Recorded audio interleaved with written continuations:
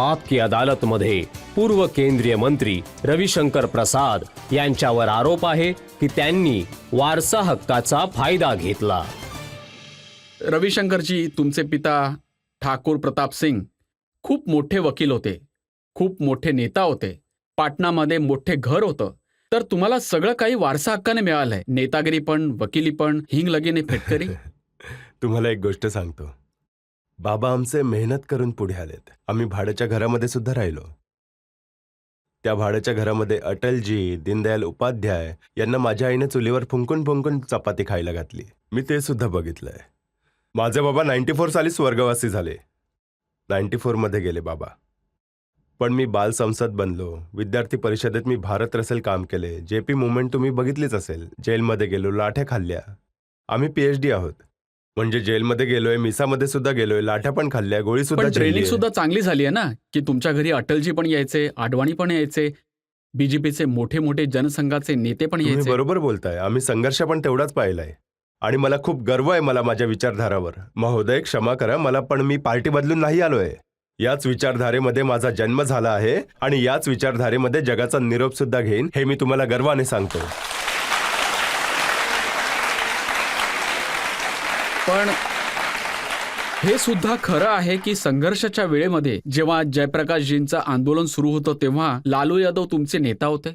अगदी बरोबर बोललात। एक गोष्ट ध्यानात घ्या, मी इंटर पास केलं होतं, सुशील मोदी बीएससी मध्ये होते, लालू प्रसाद लॉच्या शेवटच्या वर्षाला होते। किती वर्षांपासून होते हे विचारू नका फक्त, ठीक आहे? आणि आम्ही एकत्र विद्यार्थी परिषदेच्या एसवाय मध्ये निवडणुका लढवल्या। मी सहाय्यक महासचिव झालो, सुशील मोदी महासचिव झाले, ते अध्यक्ष झाले। मग विचार केला काहीतरी मोठं काम केलं पाहिजे, मग आंदोलन केले बेरोजगारी विरुद्ध, मग जेपी आले, मग मिसामे बंद झाले। मग आपल्या सोबत जे होते मित्र होते, जे तुमच्या सोबत जेलमध्ये पण होते, संघर्ष केला आणि जेव्हा ते मुख्यमंत्री झाले तर चारा घोटाळ्याची केस टाकली, पाठीत खंजीर खुपसलं। अच्छा रजतजी, हे अरे, ही सांगा का मैत्री झाली? मला तुम्ही हे सांगा, जेपीने काय सांगितलं? भ्रष्टाचार संपवायचा आहे, नवीन बिहार बनवायचं आहे। आणि लालूजी बनले ते भ्रष्टाचाराची पराकाष्ठा। मी आपल्या मित्रांना सांगू इच्छितो की चारा घोटाळा काय आहे। सांगा, 3000 कोंबड्या 2 महिन्यामध्ये 5 करोडचे दाणे खाऊ शकते? समजलं? गाय म्हशी सेंट्रल गव्हर्नमेंटची योजना आहे की सगळ्यांमध्ये वाटायचं आहे। सप्लाय झाला? हो झाला, पण कसा केला? मला सांगा, बसने केला, ट्रकने केला? नंतर कळलं की तो स्कूटरचा नंबर निघाला, म्हणजे म्हशी गाय स्कूटरने सप्लाय होत होत्या, लूट होती। पीआयएल केलं, खूप मोठा धोका पत्करला होता, हे लक्षात घ्या।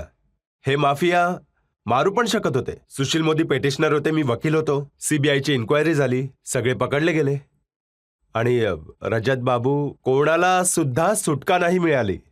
जे छोटे सप्लायर होते ते सुद्धा जेलमध्ये गेले। लालूजी 4 खटल्यांसाठी जेलमध्ये गेले, आयएएस गेले, कलेक्टर गेले, इन्कम टॅक्स कमिशनर गेले, बाकी मंत्री गेले। आम्हाला गर्व आहे की जेपीने शिकवलं भ्रष्टाचार मिटवायचा आहे, आम्ही लढलो त्यासाठी, त्यात काय चुकलो? पण त्यावेळी बरेच जण बोलत होते की तुम्ही ह्या कारणासाठी चिडत होतात लालूजींवर, कारण की त्यांनी आडवाणींजींचा रथ थांबवला होता बिहारमध्ये, आडवाणींजींचा राम रथ थांबवून त्यांना जेलमध्ये टाकण्यात आलं होतं आणि तेव्हा तुम्ही आडवाणींचे वकील होता। अगदी बरोबर, आम्ही त्यांचे वकीलच होतो। त्यांनी मला बोलवलं होतं, मी पाटणा हायकोर्टात वकिली करायचो। पण रजतजी मला हे सांगा, लालूजींना लुटायचे लायसन्स मिळाले होते का जिंकल्यानंतर? लालूजी तर सेक्युलर बनले आणि तुम्ही बनलात कम्युनल, कारण की तुम्ही नंतर रामलालांचे वकील बनलात, भगवान श्री राम यांचे वकील।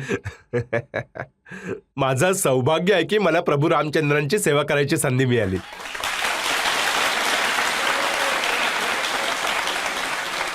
आणि ही गोष्ट मी अत्यंत विश्वासाने सांगेन माझ्या मित्रांनो, मी सुप्रीम कोर्टात सांगितलं होतं।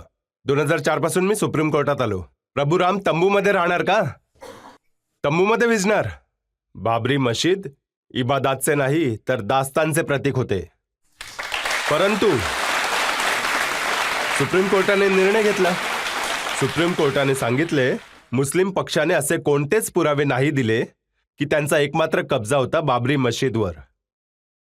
दुसरे, बाबरी मशीद झाल्यानंतर सुद्धा हिंदूंचा विश्वास कधीच नाही डगमगला की हे प्रभू रामांचे जन्मस्थान आहे। ते येऊन डोकं टेकवून जायचे। आणि जेव्हा आर्किओलॉजिकल सर्व्हे ऑफ इंडियाने खोदून काढलं तेव्हा माहिती पडलं की 8व्या शतकापासून मंदिराचे छत निघाले आहे, म्हणजे मंदिरावर मशीद बनवली गेली होती। हेच तर आम्ही सुद्धा सांगत होतो। रजत बाबू, आज मला एक गोष्ट तुम्हाला सांगायची, तुमची अनुमती असेल तर कृपया करून अनुमती द्या. जर हे छत पडलं नसतं तर काय सुप्रीम कोर्टाने आपल्या बाजूने निर्णय दिल्यानंतर तो परत मागे घेतला असता का? नसता घेतला. नसता घेतला ना? नसता घेतला. बोलले असते हिंदूंनी आपल्या मोठ्या मनाचा परिचय द्यावा आणि ही जागा सोडून द्या आणि बाजूला मंदिर बनवा, आणि ते लाजेचे प्रतीक बनून राहिले असते. एक म्हण आहे ना रजत बाबू, होई है वही जो राम रची राखा. तर मग आज हे मंदिर बनलं सुंदर. आता थोड्या दिवसांपूर्वी असदुद्दीन ओवेसी आले होते आपकी अदालतमध्ये. त्यांनी सांगितलं की मी तर हे मानतो की बाबरी मस्जिद होती, आज सुद्धा बाबरी मस्जिद आहे आणि बाबरी मस्जिदच राहणार. अच्छा, दिवसा स्वप्न बघण्यासाठी काही मनाई आहे का? मी आपला सहज विचारलं. हे बघा, प्रभू रामच्या मंदिराचे आणि मी होतो त्या दिवशी तिथे. आज जी भव्य अयोध्या बनत आहे त्यामागचा विचार काय आहे? व्हॅटिकन चांगलं बनावं, मक्का चांगलं बनावं. आमचे रामलल्ला राहणार कुठे? गल्ली बोळ्यामध्ये एखाद्या रस्त्यावर राहणार? आमच्या रामलल्लाचे आराध्य केंद्र सुद्धा दुनियेतलं सर्वात आकर्षक शहर बनलं पाहिजे आणि ते बनतंय. आणि तुम्हा सगळ्यांना आग्रह करीन की तिथे लता मंगेशकर चौक आहे, तिथे नक्की जा. तिथे छानशी एक वीणा आहे आणि लताजींनी रामाचे गायलेले भजन वाचतात आणि माता शैरवीचे तटही आहे. आणि आता बघा 50 कोटी लोक पोहोचले सुद्धा दर्शन घ्यायला. तर म्हणूनच तर हे बोललं जातं की भारतीय जनता पार्टी या राम मंदिरचा वापर करते आहे या निवडणुकीमध्ये वोट नाही मागण्यासाठी. नाही, अजिबात नाही. बघा, हे जे काही तर्क आहे ते आजच काय, तुम्ही तर खूपच वरिष्ठ संपादक आहात रजत बाबू. जेव्हापासून आंदोलन सुरू आहे तेव्हापासून सांगतोय की फक्त वोटसाठी एवढ्या लोकसभा निवडणुका होऊन गेल्या. 14 जिंकलो सुद्धा, 19 सुद्धा जिंकलो, 24ला तर 400च्या पारच जाऊ, ही वेगळी गोष्ट आहे. पण मंदिर बनवणार, आणि आज मी तुमच्या माध्यमातून सांगतो, त्यांचे जे डोळे आहेत ना, त्या डोळ्यांमधले विचार आपल्या प्रधानमंत्र्यांचे आहेत की या डोळ्यांना सुंदर बनवा. रामजींचे हसणं, रामनवमीला तिथे सूर्याची किरणे त्यांच्या डोक्यावर आली पाहिजे, हे सगळे विचार. आणि त्यानंतर जी कमिटी बनली, इमानदारीने काम झालं पाहिजे. यामध्ये अमित शहानी खूप महत्वाची भूमिका बजावली. आणि कारण मी आज तिथला वकील होतो, तर चंपत रायजींचे विशेष नाव घेईन, जे तिथले सचिव आहेत. किती मोठं काम केलंय, किती सुंदर मंदिर बनलं. आणि त्या मंदिरामध्ये माझ्या तरुण मित्रांनो, सिमेंट वापरलं नाहीये, लोखंड वापरलं नाहीये. लोखंडाचे आयु असतं 100 वर्ष, सिमेंटचे आयु असतं 125 वर्ष.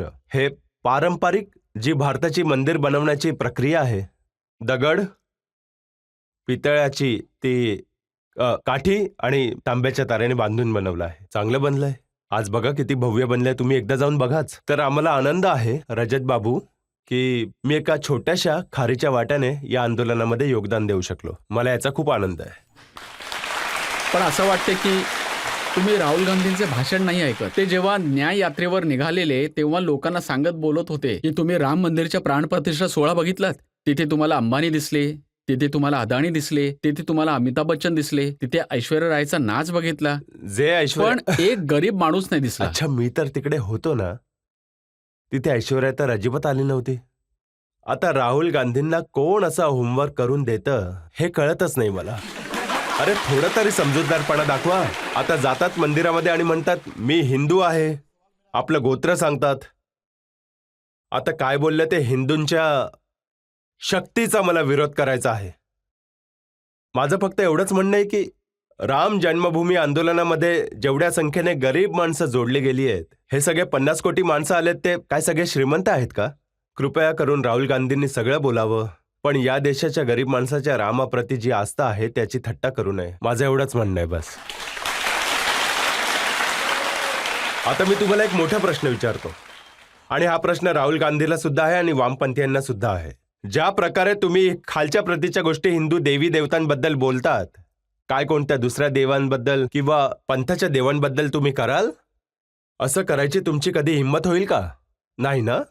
आम्ही मानतो की प्रत्येक पंथाच्या देवी देवतांचा सन्मान केला पाहिजे, हिंदू असो, मुस्लिम असो, ख्रिश्चन असो, कोणीही असो.